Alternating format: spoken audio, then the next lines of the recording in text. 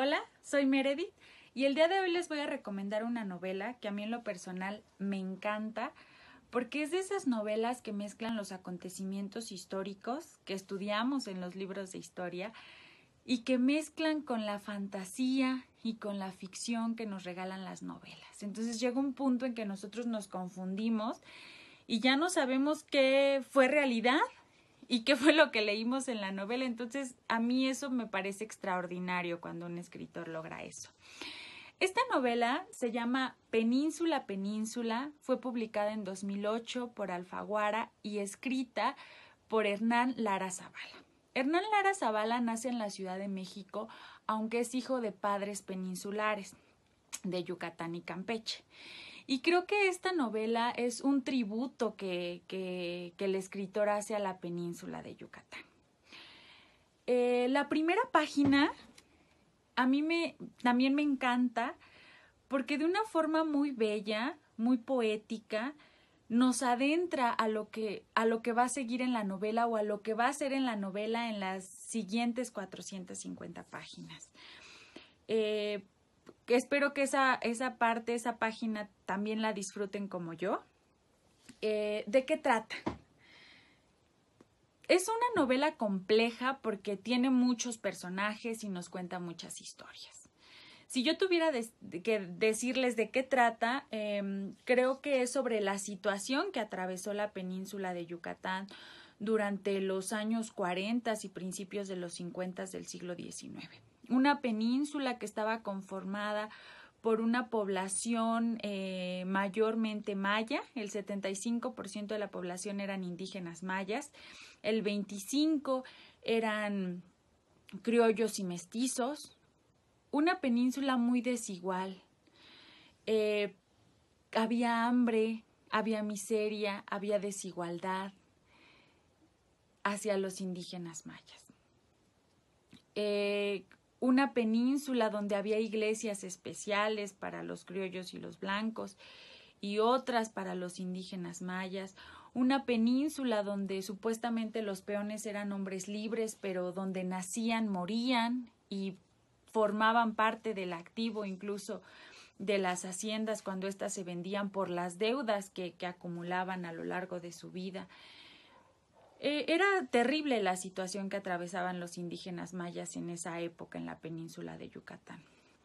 Y luego se viene un ataque del gobierno centralista de Antonio López de Santana hacia la península y entonces el gobierno decide pedirle ayuda a los indígenas mayas y los arma para defender a la península. Logran expulsar al ejército de Santana, defienden a la península y una vez que se termina con esta guerra, los criollos no cumplen con lo pactado y no reducen los impuestos a los indígenas mayas. Entonces estos no quieren regresar las armas, por un lado, y por otro, pues los políticos yucatecos empiezan a tener miedo de que vaya a haber como un levantamiento o una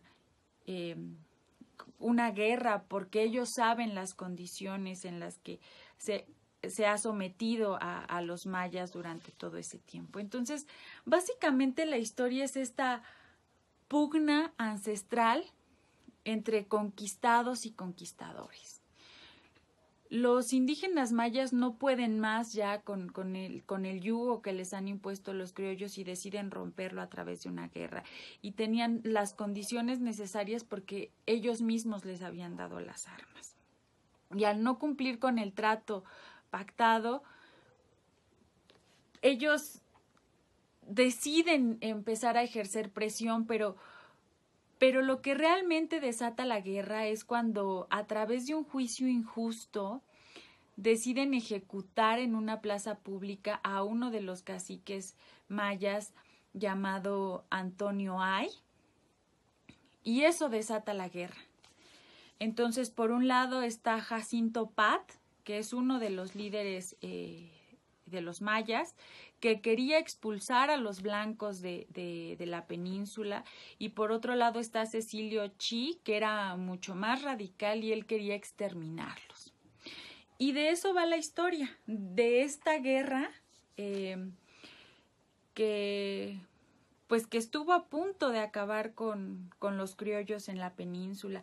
Pero esta novela es riquísima porque no solo nos cuenta la guerra, también nos cuenta muchas costumbres de la época. Hay mitos, hay brujería, hay amor, hay amistad, hay pasión, hay deseo, hay celos, hay odio, hay rencor.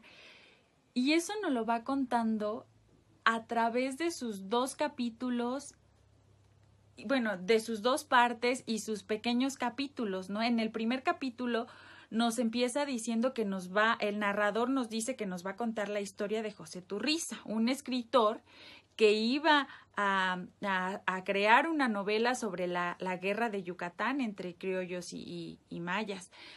Pero también nos cuenta la historia de Gerardo Montore y su esposa Lorenza y de cómo estas historias se van a juntar después de forma directa con la historia de José Turriza.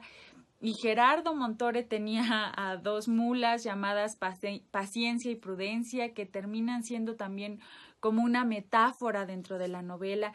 Y una historia que a mí en lo personal me encantó fue una historia de amistad entre un médico irlandés y un perro callejero al que llamó Pompeyo, y el trágico desenlace que estos tuvieron, que poco tuvo que ver con la guerra.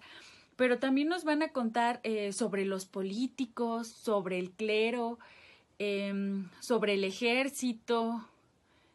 Es una novela muy rica. Se las recomiendo. También nos invita a que analicemos un poco, reflexionemos sobre la desigualdad, sobre el racismo, no solo de aquella época, sino también de la época presente, que sigue generando resentimiento, que es poco aceptada y que sigue generando desigualdad y falta de oportunidades para la mayoría de los mexicanos. Esta es mi recomendación.